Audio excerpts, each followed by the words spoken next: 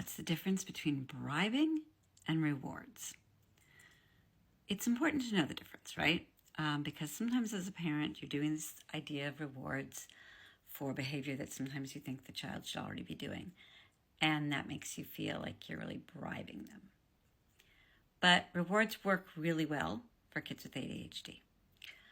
Offering rewards is a positive reinforcement strategy. So that's different. It's encouraging desired behaviors. It's different than being negotiating with somebody in the middle of something going on. For instance, let's say you say, we're going out to dinner.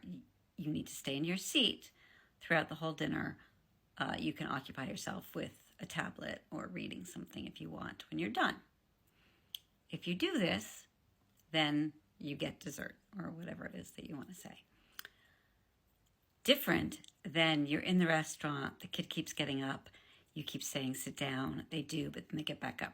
Sit down and I'll give you a piece of candy. So they sit down, you give them the candy, they get back up anyway. So that is basically teaching them to go ahead and do this bad behavior because you're going to get something for it. So it's pretty different, and the reward way is the better way to go. What the rewards do is encourage and acknowledge and celebrate the achievements that the kids make.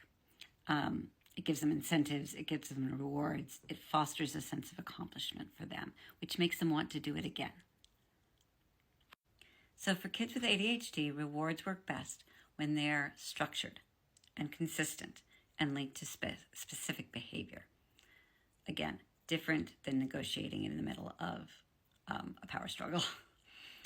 It helps create a positive environment and motivates them to focus on positive actions, right? That's what we want to do. Bribing, on the other hand, might lead to short-term compliance, but doesn't actually promote a long-term understanding of the value of what they're doing, of positive behavior. In fact, it encourages the opposite in many ways. So as a mom and an ADHD and anxiety coach, I found that establishing clear expectations, succinct, clear expectations, and using rewards when that is achieved can be really effective in supporting our kids and in giving them some self-esteem and feeling of accomplishment.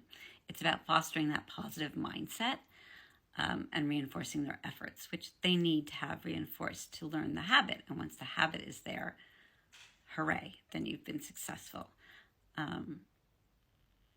If you have any questions or specific scenarios, feel free to share, drop them in the notes below, and we can discuss your situation.